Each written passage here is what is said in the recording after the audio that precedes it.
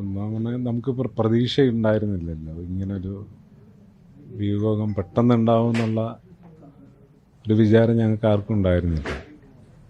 21-ാം തീയതി ഉച്ചയാകുമ്പോഴാണ് കൺട്രോളിൽ നിന്ന് പോകുന്ന പോലെ എന്നുള്ള രീതിയിൽ ഡോക്ടർമാർ പറയുന്നത്. ഞങ്ങൾ 23-ാം തീയതി ഹോസ്പിറ്റലിൽ പോകുമ്പോൾ ആ സമയത്താണ് MI ഹാർട്ട് അറ്റാക്ക് വന്നാണ് പോകുന്നത്.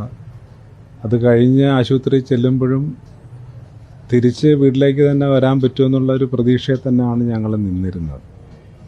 ഇപ്പോൾ ഓരോ ദിവസവും ഇപ്പോൾ ഹൃദയാഘാതത്തിൻ്റെ അറിയാമല്ലോ, മൾട്ടിപ്പിൾ ഓർഗൻസിന് ഇഷ്യൂസ് ഉണ്ടാകും. അപ്പോൾ അതെല്ലാം തന്നെ ക്ലിയറായി വരുന്നു എന്നുള്ളൊരു പ്രതീക്ഷ നമുക്ക് ഉണ്ടായിരുന്നു. അപ്പോൾ ഓരോ ദിവസം കഴിയും തോറും ആ ഒരു പ്രതീക്ഷയെ തന്നെ മുന്നോട്ട് പോയിരുന്നത്. ചില ഓർഗൻസിനൊക്കെ തന്നെ വിഷയങ്ങളുണ്ട്, അത് പോസിറ്റീവായി കാണിക്കുന്നു എന്നുള്ള റിപ്പോർട്ടുകൾ ഡോക്ടേഴ്സ് പറയുമ്പോൾ അതിൻ്റെ ഒരു സമാധാനത്തിലായിരുന്നു ഹോസ്പിറ്റലിൽ നമ്മൾ കഴിഞ്ഞിരുന്നത്. ലാസ്റ്റ് ഡേ ആണ് ഉച്ചയാകുമ്പോൾ വിഷയങ്ങളാണ് കൺട്രോളിൽ നിൽക്കുന്നില്ല എന്ന ഒരവസ്ഥ വരുന്നത്. പിന്നെ പെട്ടെന്നങ്ങ് കഴിഞ്ഞു പോയി. അപ്പോൾ അതൊക്കെ ഒന്ന് അംഗീകരിച്ചെടുക്കുന്നതിനൊക്കെ തന്നെ ഉള്ള ബുദ്ധിമുട്ടുകളുണ്ട്.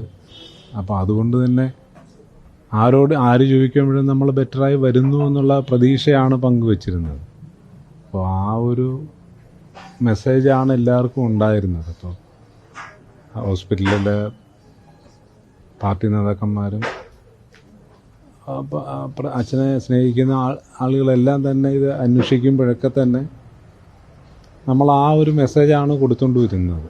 അപ്പോൾ പെട്ടെന്നാണ് കയ്യിൽ നിന്ന് പോകുന്ന അവസ്ഥയായി എന്നുള്ള വിവരം അവരും എല്ലാവരും അറിയുന്നു. അപ്പോൾ